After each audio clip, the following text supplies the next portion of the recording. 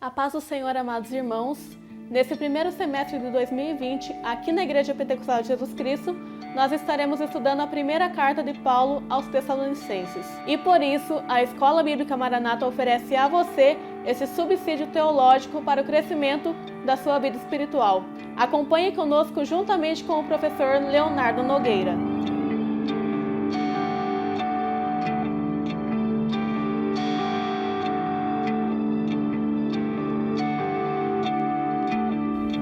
Para a nossa 10ª aula na primeira carta de Paulo aos Tessalonicenses, convido você para lermos o nosso texto base, que se encontra no capítulo 4, versículo 13, que diz: Não quero, porém, irmãos, que sejais ignorantes acerca dos que já dormem, para que não vos entristeçais como os demais que não têm esperança. Nessa 10ª aula, que tem como título Não Sejais Ignorantes, iremos falar justamente sobre a ignorância. A ignorância é um mal que nos afasta da verdade e, por causa disso, por causa dessa falta de conhecimento, acaba gerando desesperança e tristeza. Esse era um problema que assolava os tessalonicenses e não é diferente aos nossos dias. Muitas pessoas se encontram tristes, se encontram desavisadas, se encontram perdidas em sua vida espiritual, porque não têm conhecimento, porque ignoram as coisas de Deus, ignoram as verdades da palavra de Deus. E é justamente nesse propósito que o apóstolo Paulo vai escrever essa carta para tentar transmitir o conhecimento de Deus para os irmãos de Tessalônica e que também ecoa para nós em nossos dias. Por isso veremos nessa aula os perigos da ignorância e como isso afeta negativamente a nossa fé. No primeiro ponto de nossa lição, iremos falar mais precisamente sobre a ignorância. A ignorância é o ato de deliberadamente rejeitar conhecer alguma coisa ou simplesmente desconhecê-la involuntariamente. No caso da igreja de Tessalônica, observamos que havia uma profunda tristeza naquela igreja e essa tristeza ela estava vinculada a uma ignorância. Era bastante comum naquele tempo, quando havia situações de tristeza, de comoção, as pessoas enviarem cartas que continham logo no seu início citações como não se entristeçam demais. No entanto, quando olhamos para a carta que Paulo endereça aos Tessalonicenses, tentando apaziguar a situação, tentando contornar essa tristeza, nós vemos que a ordenança não era diretamente não se entristecer. A orientação e a tentativa de consolo não era simplesmente não se entristeçam, mas era além disso, era não sejais ignorantes. Paulo alerta os irmãos sobre isso porque a ignorância é uma grande inimiga da fé e da esperança da igreja do Senhor. Quando se ignora, ou seja, quando não se conhece aquilo que Deus diz, aquilo que a palavra diz, o resultado é um só. As pessoas ficarão sem esperança no mundo. As pessoas ficarão tristes por não conhecerem aquilo que está por vir. E é justamente isso que o apóstolo Paulo tenta corrigir aqui. O que havia nos Tessalonicenses não era uma falta de fé acerca da ressurreição dos mortos. Não era isso. A questão é que eles não sabiam sobre esse assunto. A questão é que eles não tinham conhecimento suficiente sobre esse princípio cristão. E por causa disso, muitos se encontravam tristes, muitos se encontravam sem esperança, porque não conheciam sobre esse assunto. Não era uma questão de falta de fé, era uma questão de não conhecer. E uma coisa muito interessante de nós destacarmos aqui é que uma pessoa só pode crer naquilo que conhece. Você nunca vai crer em algo que você desconhece. É impossível nós depositarmos fé em uma coisa que não faz parte dos nossos conhecimentos. Para nós crermos em alguma coisa, nós precisamos primeiro conhecer isso. E é justamente isso que Paulo está tentando corrigir naqueles irmãos. A questão não era que eles não queriam crer ou não criam na ressurreição dos mortos, mas sim que eles não conheciam o suficiente para depositar a sua fé nisso. Os irmãos de Tessalônica acabavam nutrindo, por falta de conhecimento, uma ideia errada sobre a morte e sobre a vida após a morte. Eles não tinham entendimento suficiente e isso gerava muitos problemas para a igreja. Por falta desse conhecimento, muitos se comoviam da sua fé, muitos se desesperançavam, muitos viviam atribulados, muitos viviam entristecidos porque eles viviam de tal modo que a sua fé não era condizente com aquilo que eles conheciam, até porque eles não conheciam o suficiente para crer corretamente. Para se crer corretamente, para ter uma fé ortodoxa, precisamos primeiramente conhecer a verdade para que possamos crer nela. E essa era a grande falha na vida dos tessalonicenses. Talvez não por falta de vontade e disposição deles, mas por causa das próprias condições. Porque se lembrarmos bem, nós estamos falando da primeira carta do apóstolo Paulo, uma das primeiras cartas a serem enviadas. Portanto, nós estamos falando da primeira metade, passando para a segunda metade do primeiro século da era cristã. Nós estamos no início da igreja cristã e a doutrinação da igreja ainda não havia sido fundamentada completamente. Portanto, esses irmãos estavam em um cenário em que a verdade cristã, o fundamento dos apóstolos, não havia sido completamente lançado. E por isso, essa falta de conhecimento era até razoável, era até cabível para a situação em que eles viviam. A nossa situação, porém, é diferente. A situação que nós vivemos hoje, em que temos a palavra de Deus abundante e completa diante de nós, o fato de não conhecermos e ignorarmos qualquer verdade da palavra de Deus hoje, muitas vezes recai a responsabilidade sobre nós mesmos. Muitas vezes essa é uma ignorância deliberada, pois a verdade está diante de nós e muitas vezes temos rejeitado. Muitos têm vivido sem esperança, têm vivido uma vida triste porque ignoram deliberadamente aquilo que Deus ensina em sua palavra. Esse é o grande perigo de uma vida cristã superficial, de uma fé cristã sem fundamentos na verdade de Deus, nas palavras do Senhor. E é por isso que devemos não apenas ter a Bíblia em nossas mãos, mas nos apropriarmos de suas verdades, para que possamos ter então uma fé genuína, verdadeira e uma fé que nos dê esperança para a vida no futuro e para a vida eterna. O assunto que Paulo trata nessa carta, nesse texto especificamente, é um assunto delicado. A morte nunca foi algo fácil de se falar. E aqueles irmãos estavam vivendo em um cenário bastante desconfortável, porque por um lado eles estavam vendo seus irmãos em Cristo morrerem, apesar de morrerem no Senhor, por falta de conhecerem o que aconteceria no futuro, por falta de conhecerem aquilo que os esperaria após a morte, eles viviam desesperançosos e tristes por causa do destino daqueles irmãos que estavam morrendo. E nós temos que entender e também aceitar que por mais que nós saibamos que aquele que morre em Cristo tem um futuro belo, tem um futuro maravilhoso pela frente, nós também temos que reconhecer e aceitar a realidade da tristeza. Por mais que saibamos que aquela pessoa está muito melhor do que nós aqui, a tristeza ela nos assalta. Nós somos seres humanos e como seres humanos sentiremos falta, sentiremos saudades e a tristeza ela acaba se tornando algo normal em cenários onde há morte. A grande diferença é que a tristeza que em nós opera é uma tristeza momentânea e passageira. Essa não é a tristeza do mundo, pois a palavra do Senhor diz que a tristeza do mundo opera a morte. E a tristeza que sentimos não é essa, não é a tristeza que opera a morte. É uma tristeza natural, é uma tristeza comum, mas não é uma tristeza desmedida, não é uma tristeza que gera morte, até porque apesar da tristeza, sabemos o que espera aqueles que morrem no Senhor. Sabemos o futuro brilhante, sabemos o futuro glorioso daqueles que morreram em Cristo. Sabemos onde eles estão gozando da presença de Deus. E por isso, essa tristeza que porventura venhamos sentir não é uma tristeza permanente. Não é uma tristeza absoluta, não é uma tristeza que venha nos desviar do nosso propósito e da nossa fé. Mas é uma tristeza natural, uma tristeza humana, porque até sabemos aquilo que espera aqueles que morrem no Senhor. Sabemos o futuro daqueles que conhecem a Cristo, sabemos o destino daqueles que estão no Senhor Jesus. Todo esse desconhecimento dos tessalonicenses acerca da morte estava vinculado a um desconhecimento também acerca da morte dos cristãos em relação à vinda do Senhor Jesus. Esse é o grande foco de Paulo aqui. Esse é o ponto principal dessa lição. Como acontecerá ou como se dá a morte dos crentes em relação à vida do Senhor Jesus? Como acontece essa dinâmica? O que acontecerá com aqueles que morreram quando Jesus voltar? O que acontecerá com aqueles que já partiram quando o Senhor Jesus vier? Qual será essa realidade? Como isso acontecerá? E é justamente isso que o apóstolo Paulo tenta instruir esses irmãos, para que eles se confortassem no Senhor. Afinal de contas, como já bem sabemos, apesar de eles não saberem naquela época, mas hoje temos esse conhecimento completo, a vida daqueles que morreram em Cristo está segura. Eles morreram no Senhor e o seu futuro está assegurado e garantido por Cristo Jesus. Aqueles diante de quem eles estão, aqueles diante de quem eles gozam o princípio da eternidade, o princípio da vida eterna. E é justamente isso que o apóstolo Paulo vai transmitir a esses irmãos, para que eles criassem esperança, para que eles tivessem uma vida sem tristeza, sem desesperança por causa de seus queridos irmãos que haviam morrido no Senhor. No ponto 2 de nossa lição, iremos falar sobre os que dormem. Aqui nós temos que ter um cuidado bastante específico, porque é muito comum na Escritura Sagrada o uso de uma figura de linguagem chamada eufemismo.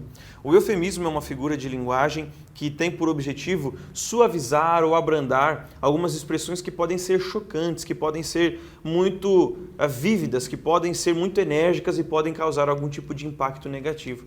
Então o eufemismo é aplicado para tentar abrandar essas expressões no intuito de não causar tanto impacto assim para o interlocutor. Quando nós falamos de eufemismo, portanto, na Escritura Sagrada, um dos eufemismos mais comuns na Escritura é justamente em relação à morte. E aqui nós podemos fazer uma correlação com alguns eufemismos da nossa língua no dia a dia. Quando nós vamos falar que alguém morreu, nós evitamos usar a palavra morte, porque a palavra morte é de fato uma palavra muito pesada. E aí nós usamos algumas outras alternativas, como faleceu, foi dessa para melhor, bateu as botas, foi para a terra dos pés juntos e muitas outras expressões que têm por objetivo suavizar, abrandar a expressão morte. Na Escritura Sagrada, a palavra usada para esse objetivo é dormir. Aqui, a palavra dormir significa literalmente morrer. Nós veremos depois algo bastante interessante que trata-se de uma doutrina que foi fundamentada sobre isso, mas antes devemos lembrar, quando Jesus estava ali na região da Judéia, da Pérea, e ficou sabendo da notícia da morte de Lázaro, e convidou seus discípulos para irem até onde Lázaro estava, apesar de já saberem que Lázaro estava morto, Jesus falou para os seus discípulos: nós vamos para acordar Lázaro, porque ele está dormindo. E os discípulos pensavam que Jesus estava falando do sono normal, do sono natural. E quando falaram assim: Senhor, se ele está dormindo, está salvo. Como se dissesse: se ele está dormindo, por que a gente vai lá? Se está tudo bem, até porque Jesus estava sendo procurado na região da Judéia, na região ao entorno de Jerusalém, que também incluía a região ali de Belém e também outras regiões como Betânia, onde Lázaro estava. Bem, Jesus, ao ouvir isso dos discípulos, disse: Lázaro, ele está morto. Ou seja, Jesus estava mostrando que quando ele dizia que a pessoa estava dormindo, ele estava querendo dizer justamente sobre a morte. Isso então não passava de um eufemismo, uma maneira de suavizar, de abrandar uma expressão um pouco chocante, como era o caso da morte. E esse é um recurso comum ao longo da Escritura, que nós veremos aqui também em nossa lição. Os Tessalonicenses pensavam, e isso por falta de conhecimento, como vimos no ponto anterior, eles pensavam que aqueles que morreram em Cristo não seriam beneficiados pela vinda do Senhor Jesus, como se talvez aqueles irmãos que morreram antes da volta do Senhor Jesus, apesar de terem morrido na fé, se perderiam completamente, seriam esquecidos nas cinzas, se perderiam na eternidade. E isso era resultado da falta de conhecimento daqueles irmãos. Por isso não podemos julgá-los ou culpá-los, porque de fato eles ainda não tinham esse conhecimento disposto a eles. Mas eles pensavam então que aqueles irmãos não seriam beneficiados ou alcançados, ou mesmo favorecidos pela bênção do Senhor quando da volta de Cristo. E esse era o problema que o apóstolo Paulo tenta combater e tenta ensiná-los a esse respeito. A ideia permeada por trás de tudo isso era uma espécie de aniquilacionismo. O aniquilacionismo é uma doutrina que ensina que após a morte tudo se acaba. É uma doutrina bastante comum, especialmente em meios não religiosos, um aniquilacionismo mais radical e total em sua abrangência, dizendo que após a morte tudo se acaba. Existem outros tipos dessa doutrina que vão dizer, por exemplo, que para os ímpios tudo se acaba depois da morte, que depois da morte aqueles que não foram salvos serão aniquilados, eles serão exterminados, o que não é bem verdade, de acordo com aquilo que a Escritura ensina. A Bíblia é muito clara em mostrar que a vida eterna ela é tanto para os justos quanto para os injustos. Não estou dizendo da salvação, mas da realidade da imortalidade, da realidade da eternidade. Alguns desfrutarão da paz e do gozo eterno diante de Deus e outros padecerão da condenação eterna distante do Senhor e do poder da sua glória. Mas a eternidade, a condição permanente após a morte, ela é uma realidade afirmada pela Escritura. O maior erro da pessoa, do ser humano, é pensar que após a morte tudo se acaba. Não é isso que a Escritura ensina. Na verdade, podemos dizer com segurança que após a morte é aí que as coisas começam de fato. Enquanto aqueles irmãos tinham a preocupação em relação àqueles que morreram com Cristo, mas morreram antes da vinda do Senhor, o apóstolo Paulo vai mostrar que a essas pessoas havia uma maior segurança. Na verdade, morrer com Cristo e morrer em Cristo é muito melhor e muito mais seguro do que aqueles que ainda estão vivos. Porque aqueles que morreram já não têm mais a condição de pecar. Aqueles que morreram em Cristo já estão justificados, porque aquele que morre não peca mais. No entanto, aqueles que estão vivos têm que lutar a cada dia para a santificação. Têm que lutar a cada dia para perseverar no caminho do Senhor. E aqui está o grande desafio da vida cristã. Portanto, Paulo está confortando aqueles irmãos, dizendo que aqueles que morreram no Senhor Jesus, aqueles que morreram na fé, estão muito melhores, porque eles estão a salvo. Eles estão em uma condição muito melhor, porque morreram com Cristo e morreram em Cristo. E essa condição lhes assegura e lhes dá a segurança na eternidade. Afinal de contas, eles partiram dessa vida com o Senhor Jesus. E não existe segurança maior do que essa, alguém partir com o Senhor em sua vida. Morrer no Senhor é estar a salvo dos perigos do pecado. Morrer em Cristo é estar distanciado de tudo aquilo que pode nos afastar da presença de Deus. Morrer no Senhor é a garantia de que estamos justificados por Ele, porque após a morte nós estaremos então gozando da presença do Senhor, sem mais a possibilidade de erro, sem mais a possibilidade de pecar, sem mais a possibilidade de desagradarmos a Deus. Aí então desfrutaremos de uma vida feliz, de uma vida perante o Senhor na face da sua glória. Eu falei anteriormente também acerca do dormir, que é usado para simbolizar, para falar sobre a morte. E falei também que isso tem despertado ao longo do tempo certas doutrinas muito incoerentes e erradas em relação à palavra de Deus. A maior delas relacionadas a isso é justamente uma doutrina chamada de sono da alma. É uma doutrina que ensina que após a morte, a alma entra em um estado de inconsciência até que Jesus volte.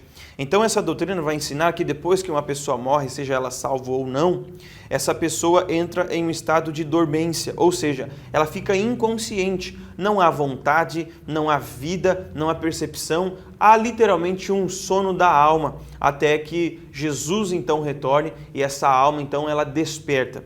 Bem, não é isso que a Bíblia ensina. A Bíblia é muito clara em mostrar que, primeiro, a expressão dormir aplicada à morte é um eufemismo, não é um literalismo, dizendo que a pessoa quando morre de fato dorme a sua alma. E também vemos muitos exemplos na Escritura de pessoas que após a morte estão muito bem acordadas, inclusive, estão muito mais conscientes. Nós temos muitos exemplos, como por exemplo a questão do rico e do Lázaro, em que ambos estavam plenamente conscientes após a sua morte. Nós vemos em Apocalipse acerca dos mártires debaixo do altar, pessoas que evidentemente morreram, e eles estão plenamente conscientes e não apenas isso, estão adorando a Deus, estão clamando a Deus por justiça. Então nós vemos sempre na Escritura um estado de plena consciência após a morte. A Bíblia não ensina de modo algum o sono da alma. A alma não entra em estado de dormência, em estado de inconsciência após a morte. Na verdade verdadeira, nós entramos em um estado de muito maior consciência, em um estado muito mais consciente após a morte, porque a partir daí temos uma verdadeira percepção da realidade espiritual, o que não temos tão claramente nessa condição física. Mas após a morte isso será muito claro. Portanto, a Bíblia não ensina o sono da alma. Quando a Bíblia diz que aquele que morre está dormindo, fala-se certamente de um eufemismo, uma maneira de abrandar a expressão morte, e também fala-se, em certo sentido, do sono do corpo físico. O corpo físico é que dorme, pois ele um dia despertará para a ressurreição, ou a ressurreição da vida, ou a ressurreição da vergonha eterna. Mas o fato é que todos irão ressuscitar. Mas até que isso aconteça, a alma está plenamente consciente, ou experimentando os sofrimentos da condenação que já se inicia, ou experimentando os gozos e prazeres, as alegrias da presença de Deus. Mas a verdade é que a alma após a morte continua plenamente consciente. No ponto 3, o apóstolo Paulo vai abordar sobre a tristeza dos demais. O apóstolo Paulo vai dizer: não quero, irmãos, que sejais ignorantes acerca dos que dormem, para que não tenhas tristeza como os demais que não têm esperança. Bem, quem eram esses demais e qual era a tristeza deles? A prática de autoflagelo, de sofrimentos, de penitências por causa dos mortos, ou em virtude deles, ou em favor deles, não é uma prática nova. Esse negócio de sofrer por causa da morte alheia, de praticar altos flagelos, de fazer penitências por causa da morte de outras pessoas, é uma coisa bastante antiga, porque o próprio Deus vai repreender, vai orientar o seu povo de Israel em Levítico e também em Deuteronômio acerca disso. Ele vai ordenar para que não fossem praticados autoflagelos ou sofrimentos ou penitências por causa dos mortos, porque essa era de fato uma prática muito antiga. Esse era um costume essencialmente pagão. O costume pagão, desde antigamente até os nossos dias, consiste em praticar penitências, em praticar flagelos em si próprio por causa da morte de outro ou tentando alcançar algum benefício pós-morte para outra pessoa. E é justamente isso que o apóstolo Paulo está tentando prevenir na igreja, porque muitas vezes a tristeza dos demais estava afetando a tristeza dos crentes.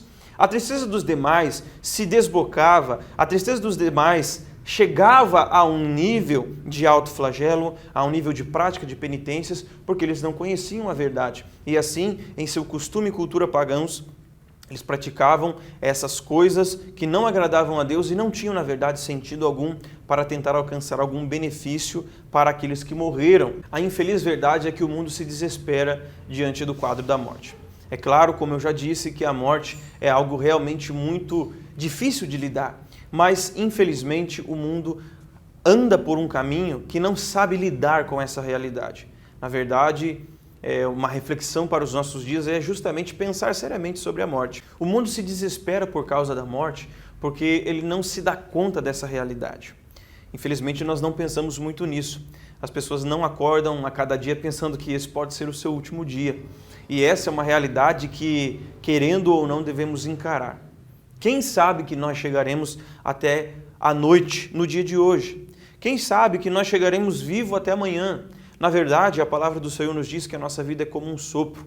E a maior presunção do homem é planejar coisas para o futuro, planejar para o hoje, para o amanhã, para daqui a um ano, sem saber se ele viverá até lá. Ao passo que deveríamos dizer, se o Senhor quiser e estivermos com vida, faremos isso ou aquilo, conforme escreveu o nosso irmão Tiago em sua carta.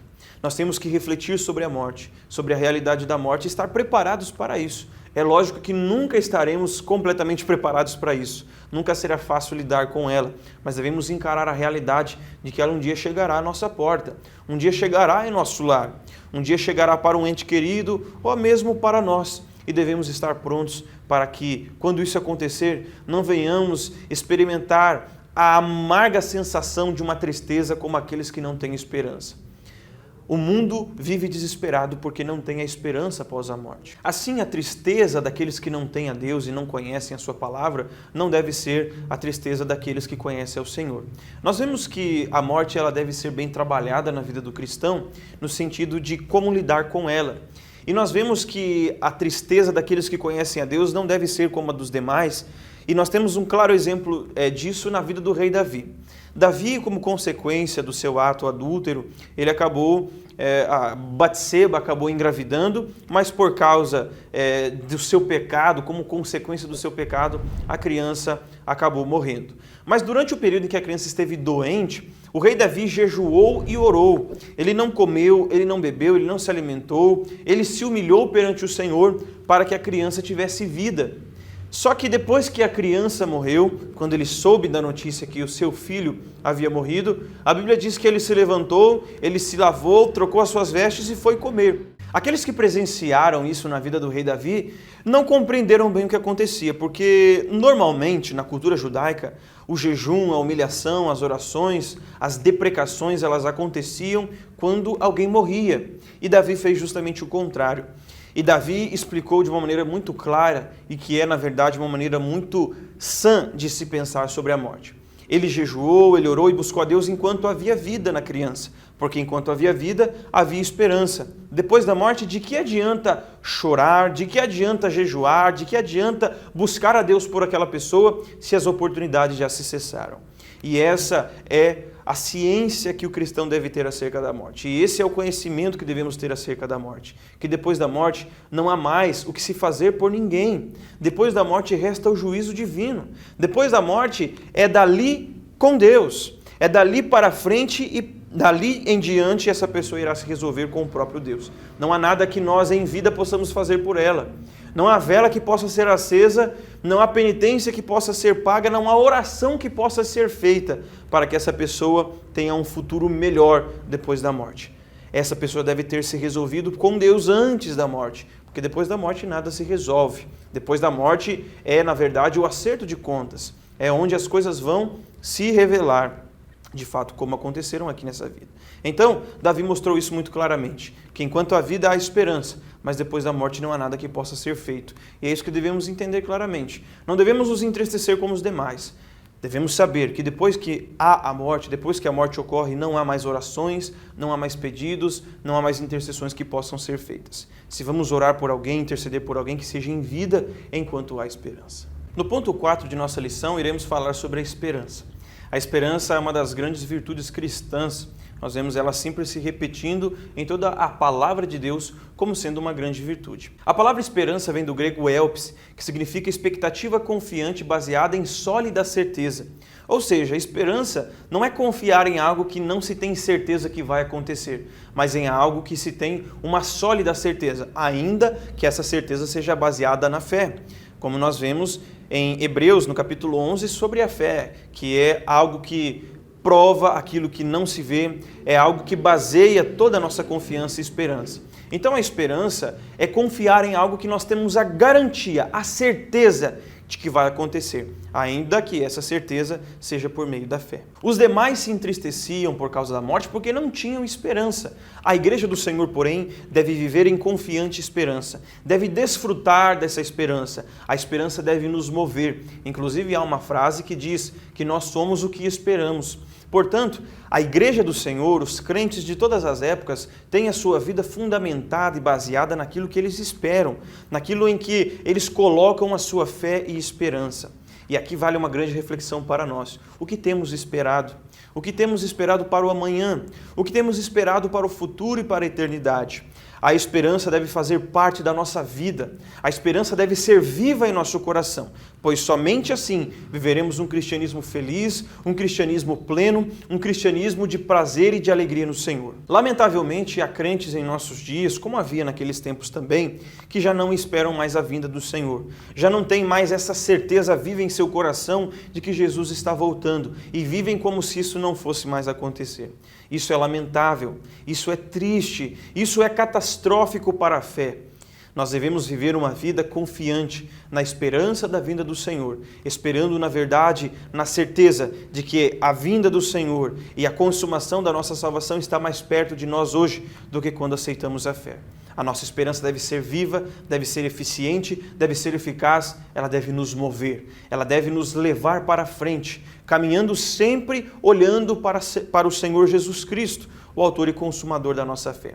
A esperança é que deve mover a igreja do Senhor, a esperança de que um dia estará junto de Cristo, aquele que os resgatou, aquele que os salvou. É assim que a igreja do Senhor deve viver, com esperança, não como aqueles que não conhecem ao Senhor e não têm qualquer tipo de esperança e por causa disso vivem tristes, mas sim viver felizes na presença de Deus, porque têm esperança. Apesar das dificuldades, apesar dos problemas, apesar das adversidades ao nosso redor, vivemos uma vida promissora em nossa fé, porque o que nos move não são as dificuldades, mas sim a esperança que temos que Jesus está voltando e em breve estaremos junto dele em nosso lar celestial.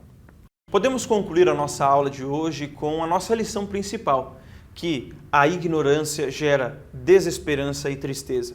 Por isso, se queremos viver uma vida cristã feliz, alegre, desfrutando do prazer do Espírito e uma vida cheia de esperança, devemos nos esforçar para conhecer tudo que a palavra de Deus tem para nós.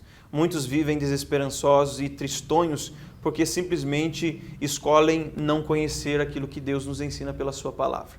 Vamos escolher essa boa parte, a boa parte de conhecer a palavra de Deus, de estudar a palavra de Deus e saber tudo o que Deus quer que saibamos, para vivermos uma vida cheia de esperança nas promessas das Escrituras Sagradas e assim vivermos uma vida feliz na presença do Senhor. Queremos convidar você para a nossa aula presencial aqui em nossa sede, na Rua General Djalma da Rocha Lima, número 70, ao lado do terminal de ônibus do Boqueirão. Nós convidamos você para a nossa aula presencial todos os domingos aqui, a partir das 8h30 da manhã. Também queremos convidar você para a nossa próxima videoaula, em que estaremos falando sobre o fundamento da nossa esperança. Lembre-se que nessa aula falamos sobre a esperança. E na próxima aula falaremos sobre os fundamentos dessa esperança. Por isso, esperamos você em nosso próximo vídeo. Não se esqueça de se inscrever em nosso canal, ativar o sininho das notificações, deixar o seu comentário, deixar o seu like, compartilhar esse vídeo com mais pessoas e se lembre também que todos os domingos à noite tem vídeo novo em nosso canal.